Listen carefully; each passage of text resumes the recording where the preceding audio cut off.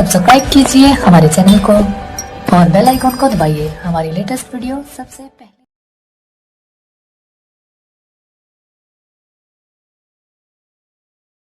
Hello दोस्तों, आज हम लोग दो चर वाले रैखिक समीकरण को सॉल्व करने का सीखेंगे। कैसे सॉल्व किया जाता है। हमने दो वीडियो डाले जिसमें दोनों में इंट्रो दिया गया है, उसके परिचय दिए गए हैं, इसे रैखिक समीकरण कहते हैं तथा ग्राफ में कैसे उसे दिखाते हैं, या फिर समांतर रेखाएं, प्रतिच्छेदक रेखाएं और समपाती रेखाएं क्या होती है, उन दोनों पे हम लोग बात किए हैं। अगर हम लोग को अब दो समीकरण दे दिए जाए और उसकी वैल्यू निकालने के लिए कहे या फिर उसे हल करने के लिए कहेगा, तो उसे हल करने के लिए दो नहीं तीन विधियां हैं। तीन विधियां क्या है? एक प्रतिस्थापन है, विलोपन है, वृत्त है। अब देखिए, सबसे सरल आपका है विलोपन प्रतिस्थापन। थोड़ा सा टफ पड़ता है ये वृत्त, लेकिन इससे जो है डायरेक्ट सवाल का आंसर आ जाता है। पहले देखिए क्या होता है प्रतिस्थापन। नाम से जैसे दिख रहा है कि स्थापन मतलब होता है कि स्थान को परिवर्तन करना। क्या करना? स्थान को परिवर्तन करना। समीकरण जब दिया रहेगा एक समीकरण का, इसमें से मान निकाल के, जैसे एक्स वाई का इधर समीकरण दिया रहेगा और इधर दूसरी भी एक्स वाई में ही समीकरण दिया रहेगा, इसमें से किसी एक का मान निकाल लीजिए। जैसे एक्स का मान निकाल के इधर ले आके रख देंगे, यहाँ एक्स बराबर तो वाई आ जाएगा, यहाँ एक्स बराबर वाई रखते तो ये वाई के पद में पूरा समीकरण हो जाएगा। फिर यहाँ से क्या हो जाएगा? वाई का मान निकल आएगा, और वाई का मान जो आएगा फिर ये वाई का मान यहाँ रख देंगे, यहाँ एक्स का मान निकल जाएगा।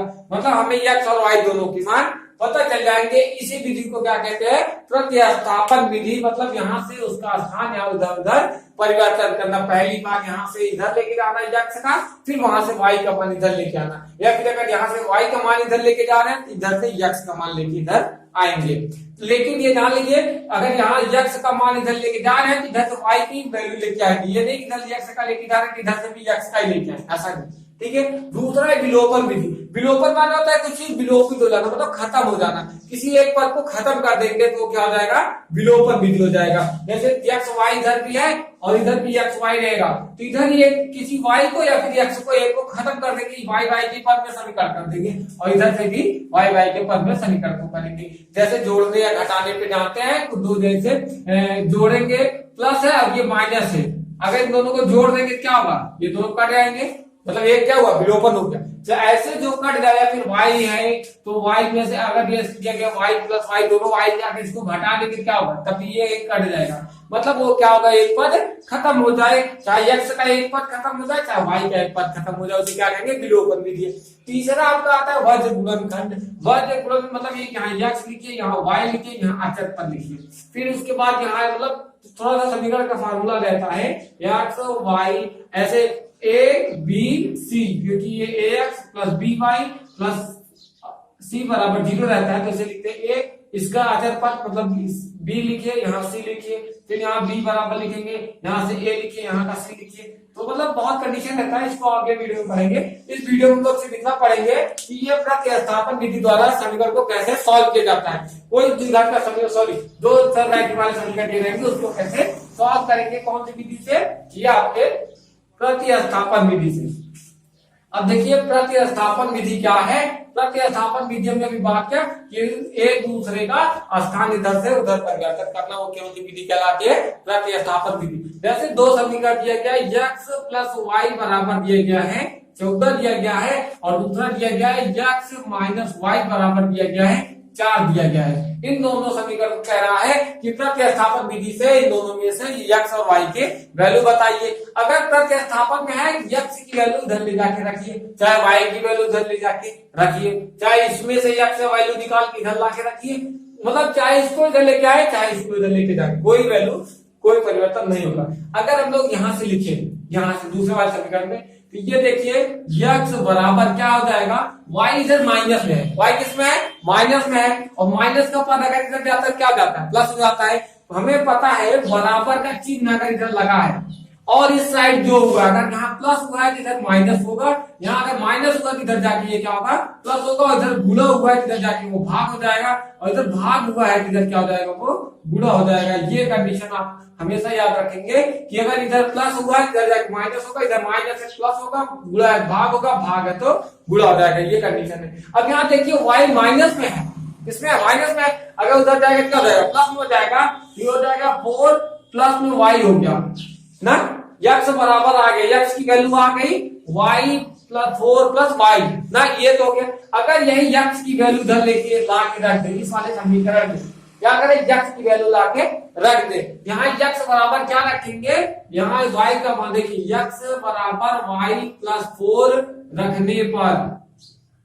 क्या कर रहे हैं, उसको यहाँ पे ला रख रहे हैं ना, x की वैल्यू लेके आ रहे हैं, यहाँ हो जाएगा x बराबर 4 प्लस वाई बराबर आ गया 14, ये हो गया।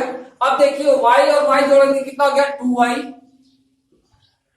4 इधर है प्लस में और 4 को इधर लेके जाएंगे, क्योंकि वो देखिए अचर पद तो एक साइड और चर पद का एक साइड, दोनों को अलग अलग कर लीजिए। तो 4 इधर जाएगा इधर प्लस में, इधर जाके क्या होगा, ये 4 को इस चिन्ह देने लगा मतलब प्लस में, प्लस को इधर लेके जाएंगे माइनस हो गया 4, तो हो गया आपका 2y बराबर कितना आ गया 10, y बराबर आ जाएगा कितना 5, मतलब y की एक वैल्यू निकल गई, y की कितनी वैल्यू निकली, एक वैल्यू निकल गई, y वैल्यू आ गया कितना 5। अब देखिए अब इस वैल्यू को उठा के फिर इधर लेके जाइए, अभी हमने क्या किया था, पहले x की वैल्यू इधर लेके आए थे ना, हमने कहा था अगर x की वैल्यू लेके आएंगे तो y की वैल्यू लेके जाएंगे, अगर y की वैल्यू लेके आएंगे तो x की वैल्यू लेके जाएंगे, मतलब उसके विपरीत ही लेके जाना रहता है। हमने यहाँ से x की वैल्यू लेके आया था y की वैल्यू निकल गई है, अब y बराबर 5 इस समीकरण में रख दीजिए, यहाँ लिखेंगे समीकरण में, यहाँ कर दीजिए समीकरण 1 है, यहाँ लिखिएगा कि समीकरण 1 में, ठीक है, इसको कर दीजिए समीकरण 2, फिर कहेंगे समीकरण 2 में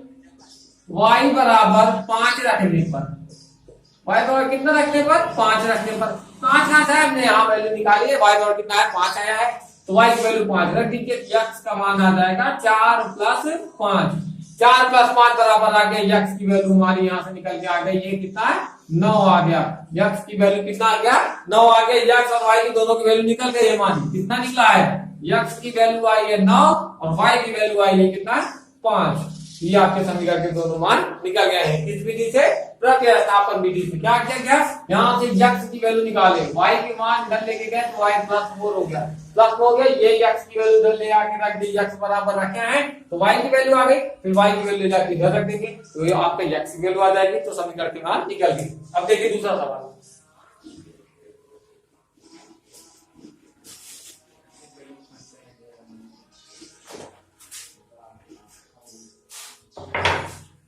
देखिए जैसे एक सवाल और देख लीजिए, 3x माइनस वाई बराबर 3, एक समीकरण ये दिया गया, दूसरा समीकरण दिया गया है 9x माइनस में 3y बराबर में 9, ये दो समीकरण दिए गए। पहले मान लीजिए समीकरण 1 है, दूसरा मान लीजिए समीकरण नंबर 2 है, तो किसी में से एक का, अब देखिए अगर हम लोग यहाँ से करें, यहाँ से क्या कर दे, ये y को 3x बराबर कर दे, y को इधर लेके जाए, इधर लेके जाए इस साइड में, तो हो जाएगा कितना y प्लस 3, क्योंकि ये माइनस में कितना जाएगा प्लस में, ये y प्लस हो गया, तो 3x बराबर कितना आ गया हमारा y प्लस 3।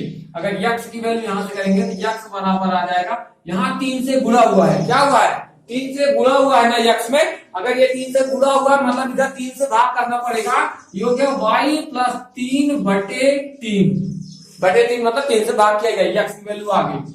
अब देखिए अब यही x की वैल्यू समीकरण नंबर 2 में रखने पर, समीकरण 2 में x का मान रखने पर, x का मान रखें समीकरण में, अब समीकरण में x का मान रखेंगे क्या आ जाएगा 9 गुणे x की वैल्यू क्या है, यहाँ गुणे का चिन्ह है, ये ध्यान दीजिएगा गुणे का चिन्ह है, 9 गुणे x की वैल्यू है आपकी, x वैल्यू है y प्लस 3 बटे 3, ये x की वैल्यू आई है। फिर आ गया माइनस में, यहाँ आ जाएगा 3 गुणे y बराबर आ गया 9, यहां से मान निकाले तो यहाँ रखना पड़ेगा, अगर यहाँ से मान निकाले तो यहाँ रखना पड़ता, अगर यहाँ x का मान निकाले तो मतलब y का समीकरण हो जाना चाहिए पूरा समीकरण, x का मान निकाले तो y में आएगा, y का मान निकालेंगे तो x में आएगा, ये कॉमन बात है। अब देखिए 3 से अगर ये 3 1 के 3 का 9 कट गया, कितना बचा 3, अब 3 का गुणा अंदर कर देंगे तो 3 का गुणा y प्लस 3 में करिए, माइनस में 3y बराबर आ गया 9, 3 का गुणा 3 में करेंगे 3y, 3 का गुणा प्लस में 3 का 9 माइनस 3y बराबर आ गया 9, ये माइनस y प्लस y कर गया, मतलब y की वैल्यू यहाँ से आ जाएगी कितना, y की वैल्यू कितना आ जाएगा 0 आ जाएगा, एक वैल्यू आपकी 0 गई है, तो समीकरण में 1 में y बराबर 0 रखने y बराबर 0 रखने पर, तो y बराबर 0 रखेंगे तो आ जाएगा 3x माइनस 0 बराबर आ गया 3, यही है ना। यहाँ देखिए y 3x माइनस y बराबर माइनस में सॉरी बराबर प्लस 3 है, यहाँ y की वैल्यू 0 रखें, क्या आ गया 3x बराबर आ गया 3, x बराबर आ जाएगा 3/3 बराबर आ गया आंसर में 1। मतलब x और y के दोनों मान निकल गए, x का मान आया है 1, y का मान आया है कितना 0। ठीक है, अब देखिए एक और सवाल देखिए। देखिए समीकरण 2 लिखे गए, इन दोनों समीकरण को हल करना है।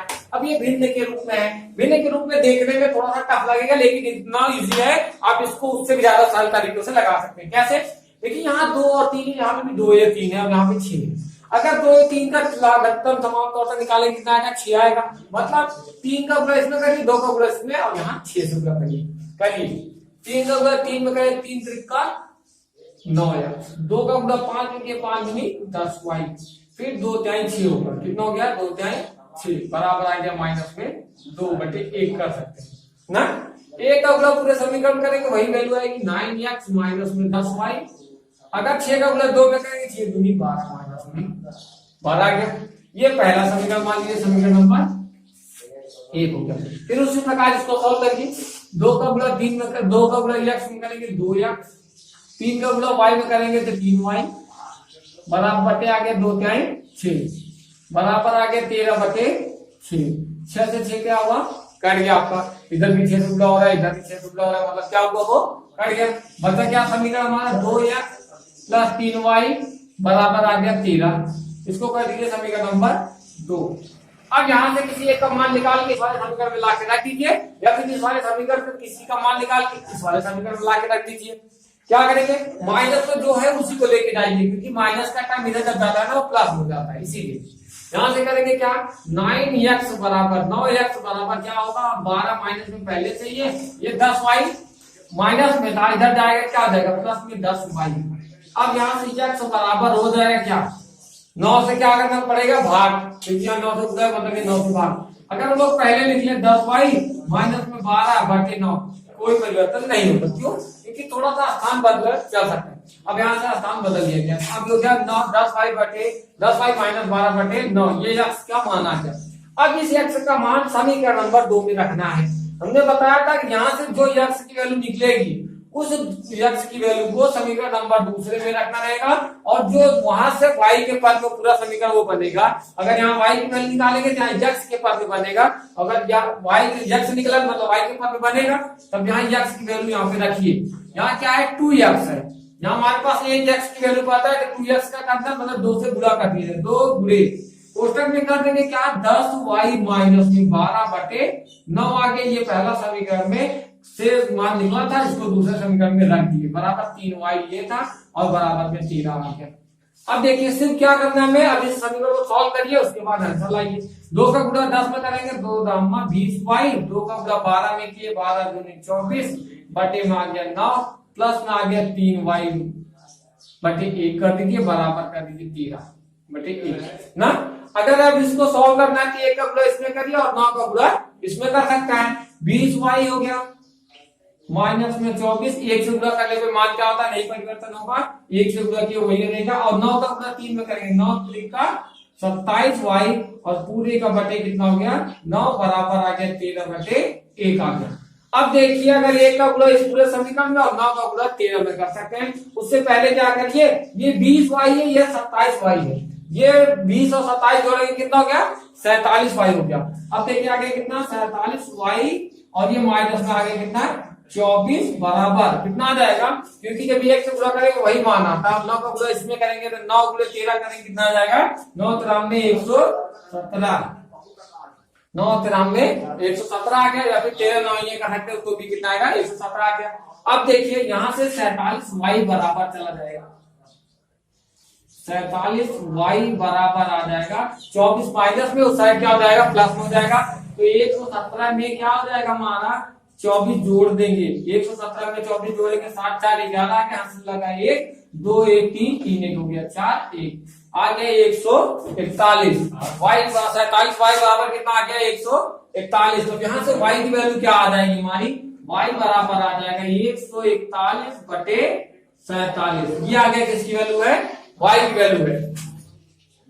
देखिए 47 इसको काटेंगे, 47 एक 47, 47 3 है 140, इसको कर लीजिए भाग, आ जाएगा आपका y की वैल्यू कितना आ गया, 3 आ गया। अब यही y की वैल्यू हमने बताया था, जो y की वैल्यू आती है वो दूसरे वाले समीकरण मिला के उसको रखना रहता है। y बराबर 3 समीकरण 1 में रखने पर, समीकरण 1 में y बराबर 3 रखने पर, y बराबर क्या रखने पर, 3 रखने पर, अगर y बराबर 3 रखेंगे क्या होगा, यहाँ समीकरण आपका क्या है, ये समीकरण 1 यहाँ है 9x माइनस 10y माइनस 12 पर 12, क्योंकि 9x माइनस 10 गुणे y है, 10 गुणे y के स्थान पे क्या रखेंगे 3, 10 गुणे 3 बराबर आ गया माइनस में 12, ये हो गया। अब देखिए 9x बराबर आ गया 10 कहेंगे 30 इधर लेके जाएंगे क्या हो जाएगा हमारा, वो माइनस हो जाएगा, तो आएगा ये माइनस में इधर गया प्लस में हो गया, प्लस 30 और माइनस में 12, ये हो गया क्योंकि ये माइनस में था। 9x बराबर आ गया 30 में से जब 12 घटा देंगे कितना आ जाएगा, 18 आ गया। यहाँ x बराबर आपका आ जाएगा x बराबर 2, x की वैल्यू कितना आ गया, 2 आ गया। अब देखिए भाई समीकरण में क्या हुआ, x और y दोनों की वैल्यू निकल गई, x की वैल्यू आ गई x बराबर 2 और y बराबर आ गया है 3। अब देखिए समीकरण आपका आंसर आ गया है। बस क्या किया गया था, पहले इन दोनों का हर एलसीएम लेके बराबर किया गया, इधर इसका उड़ा और इसका इधर कर लिया गया, एक समीकरण जो सीधा सीधा सरल समीकरण बना लिया गया, दो समीकरण, एक इधर बन गया एक इधर बन गया, दो समीकरण हो गए। दोनों समीकरण में पहले प्रतिस्थापन विधि से हल करना था, इसमें हमने क्या किया, x की वैल्यू जो थी इधर से निकाल लिया, x की वैल्यू 9x बराबर आ गया माइनस 12 प्लस 10y, क्योंकि ये 10y माइनस में था, इधर गया प्लस में। अब ये 10y को पहले लिख लिया और माइनस में 12 बाद में, उसके बाद यहाँ 9 से गुणा हुआ था, उसी 9 से क्या किए भाग कर दिए, ये आपका x की वैल्यू आ गई थी। किसकी वैल्यू आ गई थी, x की वैल्यू आ गई थी। अगर ये x की वैल्यू है, इसी x की वैल्यू को समीकरण नंबर 2 में रखना रहता है। यहाँ से किसी x y 2 पद में यहाँ समीकरण रहता है और इधर भी x y के पद में समीकरण रहता है। यहाँ से अगर x की वैल्यू निकालेंगे तो यहाँ ला के रखेंगे, तो ये यहाँ से y की वैल्यू लेके आते हैं, यहाँ y की वैल्यू रखते हैं। वही किया गया, यहाँ से x की वैल्यू है, इस समीकरण में x के स्थान पे क्या रखा हमने, 10y माइनस 12 बटे 9 को x की वैल्यू रख दिया और वही 2 से गुणा करेंगे, क्योंकि यहाँ 2x था, तो 2 से गुणा करने के बाद ये आपका समीकरण बन गया, प्लस 3y बराबर आ गया 13। ये एक समीकरण हो गया। इन समीकरण को सॉल्व करिए, 10 का गुणा 2 में किए 20 और 10 का गुणा 12 में किए, सॉरी 2 का गुणा 12 में किए 24 बटे 9 आ गया, ये हो गया। फिर इसको बटे 1 कर दिया, 3y बटे 1, तो 1 का गुणा इसमें और 9 का गुणा इसमें कर दिया, 9 तक 27 हो गया। फिर इसको सॉल्व किया, 20 और 27 को 47 हो गया, 24 को ऐसे रहने दिए, 9 का गुणा 13 में 9 बटे 117 हो गया। फिर देखिए 47 हो गया, दोनों दोनों में 24 माइनस में था, इस साइड गया प्लस हो गया, तो 117 प्लस 24 कर दिया, दोनों जुड़ के हो गया कितना 141 होगा। 141 y बराबर हो गया 141 बटे 47, 47 की वैल्यू कितना आ जाएगी करने के बाद 3 आ गया। y की वैल्यू 3 जो आया उसको लाके यहाँ समीकरण नंबर 1 में रख दिए। समीकरण 1 में रखने पर y बराबर 3 रखने पर यहाँ से 9x माइनस 3 10 गुणे 3 बराबर माइनस 12 आ गया, 10 30, 9x बराबर 18, x बराबर 2। ठीक, अब देखिए समीकरण का हमें बचा है विलोपन विधि।